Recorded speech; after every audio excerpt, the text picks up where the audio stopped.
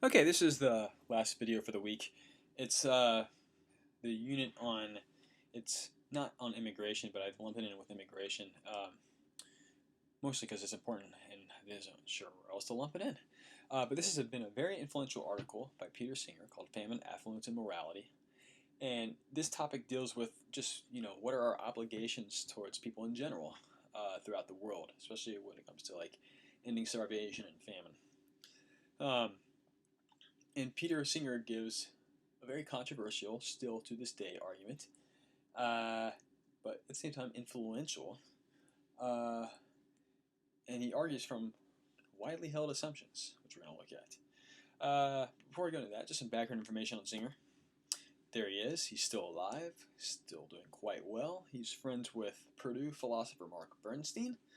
And there he is with, looks like a goat. And so in addition to works on global moral issues such as famine relief, he's also a well-known animal rights advocate and does a lot of work in animal ethics. So he's an Australian philosopher. He's now at Princeton. He does work on ethics on the world of poverty as well as animal rights, as just mentioned. And he is a utilitarian, which this should be a review for you. That's the view that what is good or obligatory is what maximizes happiness / pleasure and decreases pain. So that's kind of the moral framework that he generally argues from in a lot of his work. He doesn't quite argue from that in this current article we're reading, although all the conclusions in this are consistent with utilitarian views. So, what are the major theses of the article Famine, Affluence, and Morality? Well, Singer writes, in what follows, I shall argue that the way people in relatively affluent countries react to a situation like that in Bengal. So Bengal was undergoing a famine at the time. This was written in the 1970s, and there was millions of people starving, living in refugee camps. You could substitute that with something else today, Darfur, or of course even that's more contemporary famines. But he argues that the way we react to something like that cannot be justified. Indeed, the whole way we look at moral issues, our moral conceptual scheme needs to be altered, and with it, the way of life that has come to be taken for granted in our society. So he's arguing that our whole moral conceptual scheme needs to change. This is like, if he succeeds, I'm not sure to what degree. Well, actually, we will see to what degree it needs to be revised, according to Singer. But it'd be kind of like a Copernican revolution of moral thought. Our whole way of viewing the world will have to change. So we have a conceptual scheme about how we view material objects, about how we view the universe, our place in the universe, about how we view gravity, and sometimes that changes as science progresses and we learn new things. It's the same thing with morality, according to Singer. So, thesis one. You can pull that from that quote. I'm pulling this from the quote. The way people act in relatively affluent countries like the United States reacted to a situation like that in Bengal cannot be justified. So, he's making a moral judgment. Now you might be like, whoa, who is Peter Singer to judge? Well, guess what you're doing when you do that? You're judging Peter Singer. So it's okay to make moral judgments. It's what philosophers do. It's a moral issues class. Of course we're going to make moral judgments from time to time. That's not the issue. But yeah, he is making a moral judgment. Basically saying that the way we respond to this situation is not morally justifiable. So of course if he's going to make that judgment, he's going to have to give an argument for it, and he does exactly that. Thesis 2, again, taken from the quote. Our moral conceptual scheme needs to be altered, which further implies that the way of life we currently enjoy in our society needs to be altered. So not only is our beliefs about the world changing, or need to change, it has practical implications about how we live. So this isn't just some highfalutin theory of, it's just, if our moral conceptual scheme changes, then we have to change. And, okay. So, before we get into his main argument, he already anticipates objections of a certain sort. He's going to address them. He says, in arguing for this conclusion, I will not, of course, claim to be morally neutral. I shall, however, try to argue for the moral position that I take, so that anyone who accepts certain assumptions to be made explicit will, I hope, accept my conclusion. So, like I said, he's making an argument. From certain assumptions, a certain conclusion is going to follow. If you don't agree with his assumptions, then you're not obligated to accept his conclusion. So, I note, if you disagree initially with his assumptions, you probably won't agree with his conclusion. And if you don't, you're not obligated to, challenge his reasoning from those assumptions because you don't have those assumptions. However, he anticipates most reflective people are going to agree with his assumptions, while at the same time, but they're probably not like his conclusion. He's okay with that. So, he's going to argue that certain assumptions we hold or entail, and I'm sorry to hit this home again. It's just that this is such a controversial article and people attack it in many different ways, and I'm trying to clarify the best way to attack it, or to critically assess it, or to reflect on it. Okay? So Singer will argue that certain assumptions we hold entail or imply certain conclusions that we may find startling, but nonetheless we are committed to, unless we reject our initial assumptions. So we assume P.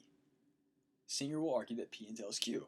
Note that if P in fact does entail Q, recall logic, Q follows from P, it's not possible for P to be true and Q to be false. So either you have to reject P or you have to accept Q. That's how arguments work. That's how sound arguments work. Well, not really, that's how valid arguments work. So here's a trivial example. Suppose you believe that Sally is your aunt. Well, if you believe that Sally is your aunt, you have to believe that Sally is a female. For being a female is a part of the definition of aunt. It's the female sibling of one of your parents. Or the female spouse of one of your parents' brothers or whatever. But it's the female sibling or sibling-in-law of one of your parents. That's probably the best way to define it. So if you refuse to acknowledge that Sally is female, then you have to give up on believing that she's your aunt. So being an aunt entails or implies being a woman. It's part of the definition. If you believe that Sally is an aunt, you are committed to believing that she's a woman. Trivial, obvious, beginner stuff, baby stuff, I get it. But it works just as much with Singer's argument as it will with this trivial example. Here's another trivial example. Suppose you believe that Jones is the world's shortest spy. Well, if you believe that Jones is the world's shortest spy, then you also are committed to believing that Jones is a spy. It's just part of the meaning of the world's shortest spy is that you're also a spy. So, of course, I note these conclusions are obvious to anyone who understands the meanings of the word aunt and the logic of syntax.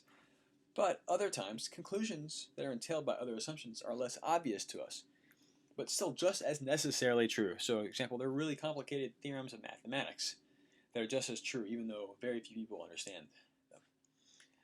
Okay, so circling back to Singer. If you disagree with Singer's conclusions, and Singer's conclusions really are entailed by his assumptions, then you have to reject his assumptions. Further, I'd suggest it'd be a good idea to find reasons to reject his assumptions. That's not necessarily easy to do. It may require some work. I mean, he's a philosopher. He's been doing this for a long time. So, we haven't even gotten to his argument yet, but I'm stressing this. In fact, I should have given this lecture with a different article a few weeks ago, but I did on arguments, and I'm just kind of reviewing it again. So here are some ways to challenge Singer's theses then. You can show that his assumptions, in fact, do not entail his conclusions, or you can show that his assumptions are false. So again, you can either show that his assumptions are false, or you can challenge the link between the assumptions and the conclusion. If you can't do either of the above, then you're pretty much committed to agreeing with Singer. Note that I'm not saying that you will, in fact, agree with Singer. It just means that your beliefs entail Singer's conclusion, which is different. So I'm not making a psychological claim about you. I'm making a logical claim about your beliefs. Okay, so what are these assumptions then? All this talk about logic. Let's get to the damn argument. Assumption number 1. Suffering and death from lack of food, shelter, and medical care are bad. I think that's pretty trivial. Not suffering from a crime that you yourself committed. Suffering and death from lack of food, shelter, and medical care are bad. A situation that most of you are not ever going to be in, but many people in the world are in right now. Okay.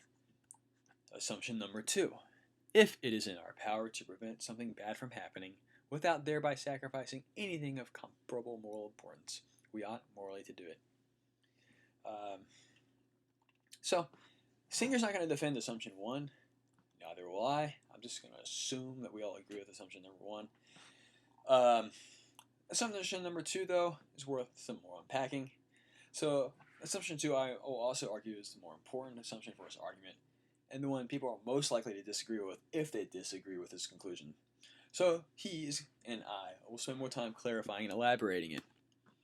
So Singer writes, and I quote, "An application of this principle would be as follows. If I am walking past a shallow pond and see a child drowning in it, I ought to wade in and pull the child out.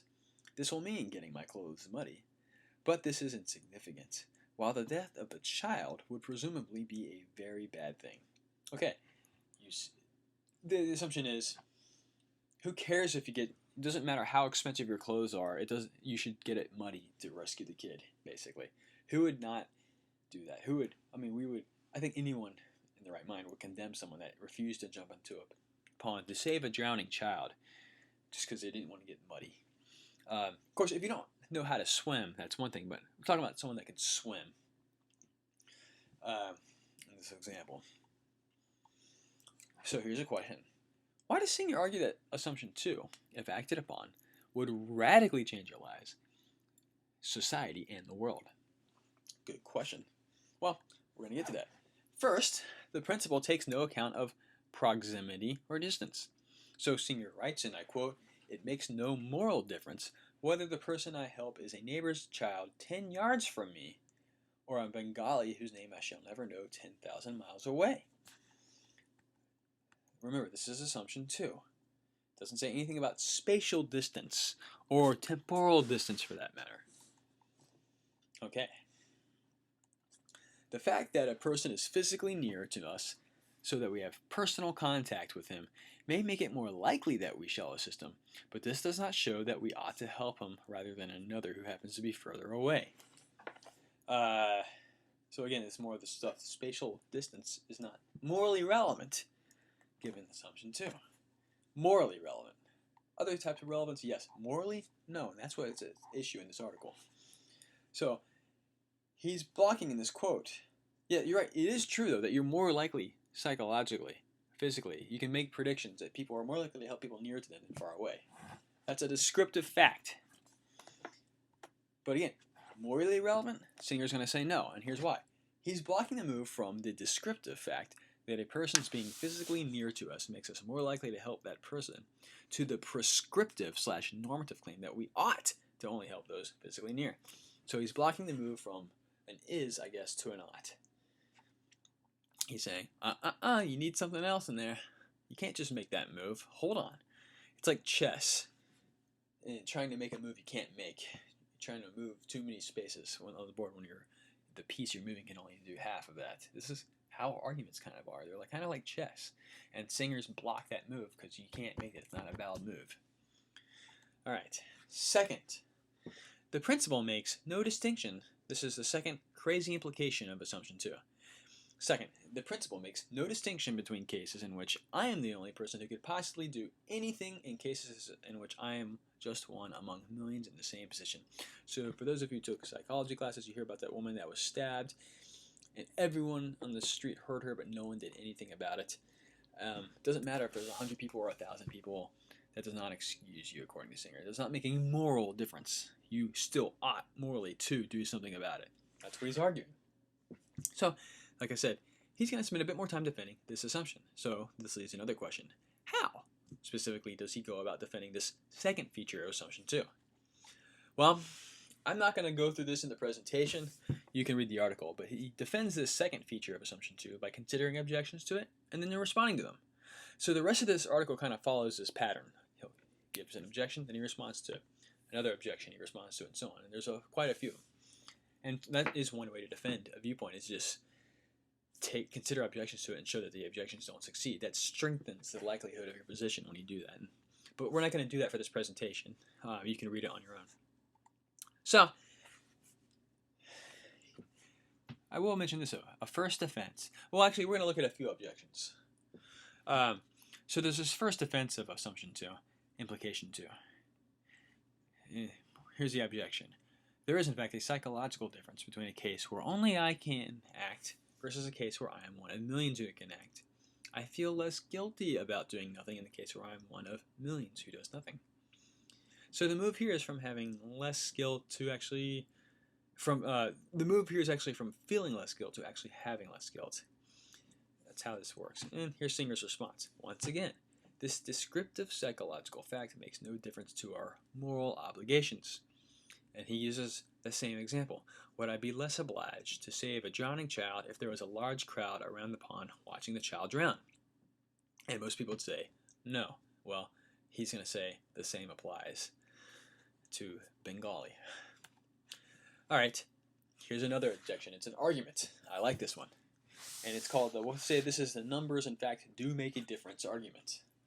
Premise 1. If everyone in circumstances like mine gave $5 to the Bengal Relief Fund, there would be enough to provide food, shelter, etc. for the refugees. Premise 2. So, there is no reason why I should give more than anyone else in the same circumstances as I am. 3. Conclusion. So, I have no obligation to give more than $5. Here's Singer's response.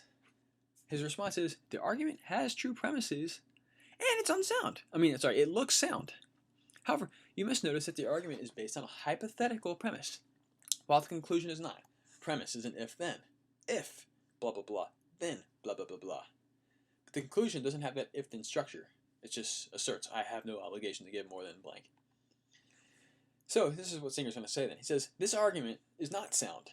It would be sound if the conclusion were, if everyone in circumstances like mine were to give $5, then I would have no obligation to give more than $5. So if the conclusion were also a hypothetical, but the conclusion, once stated like that, it would become apparent that we're not, in fact, in that situation.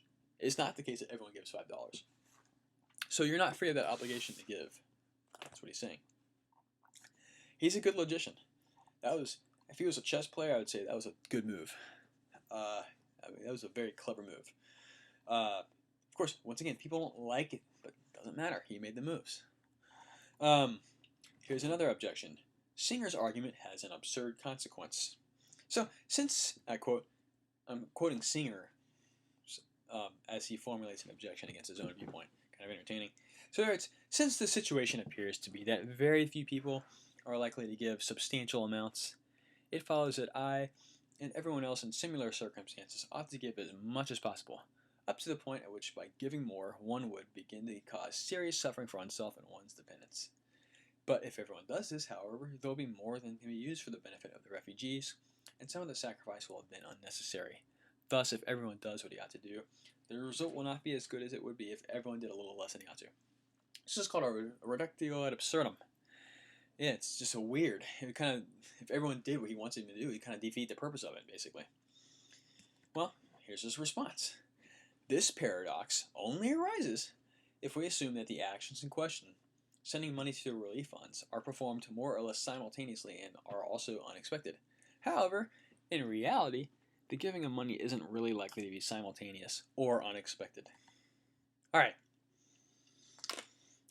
Last point for this lecture is that there's a major implication in Singer's argument. Not just about famine relief, but about morality. And this is one of the biggest reasons why I signed this article. And I'm not saying I agree with Singer, and I'm not saying I don't. I'm just saying that this is why this argument is one that people are still paying attention to almost 40 years later. He wrote this when I think he was in his 20s. And people are still responding to this argument now that he's in his 60s. So, there's a traditional distinction we draw between duty and charity. So we normally say that giving money to like a famine relief would be charitable, whereas but it's not obligatory. And I quote Singer, because giving money is regarded as an act of charity. It's not thought that there is anything wrong with not giving. The charitable man may be praised, but the man who is not charitable is not condemned. So, we praise someone that gives their money to charity, but you're not condemned if you don't, because you're not obligated to. And Singer writes again, in fact, the man who is not charitable is to be blamed. It is wrong not to give and obligatory to give. So, a major implication of Singer's argument then is that last bullet point. It is actually obligatory to be charitable. It is obligatory to give your money to charity. It is morally wrong to not give your money to charity. So this distinction between duty and charity just doesn't even follow anymore. Since charity is not charity, because charity is a duty. The next slide, let me explain this a little bit more. So we'll talk about moral predicates. So for any action someone does, I guess one of 4 different moral predicates apply to that action. So for one, we could say it's obligatory in action. So telling the truth is something that we normally say is obligatory. You're required to. You're obligated to. It's a duty. Other actions, though, aren't obligatory, but they are permissible. So, for example, growing a mustache. It's not. No one has a duty to grow a mustache, but it's permissible. Sure. Other actions, though, are forbidden. Murder, for example, is forbidden. So that's another moral predicate. There's this 4th category, though. What philosophers say are supererogatory. The way to find that is that they're not obligatory, but they're praiseworthy if done. So we normally would take giving to charity as supererogatory. That is, it's not obligatory to give money to charity, but it is certainly praiseworthy to give your money to charity. Singer, basically, is arguing that that's not the case. Giving to charity is not a supererogatory act. In fact, giving to charity is obligatory, given his 2 assumptions. That's the major thing, is this whole notion of giving to charity not being obligatory but praiseworthy is actually, according to Singer, it's false. And this is how he does it. He moves from those, kind of just to summarize, he moves from 2 commonly held and trivial assumptions. Assumption 1, suffering and death from lack of food, shelter, and medical care are bad. Assumption 2, if it is in our power to prevent something bad from happening, without thereby sacrificing anything of comparable moral importance, we ought morally to do it. To the crazy conclusion that giving to charity is obligatory, not merely praiseworthy. Okay. So that's basically Singer in a nutshell. It kind of hits the main points that I kind of want you to pay attention to. All right.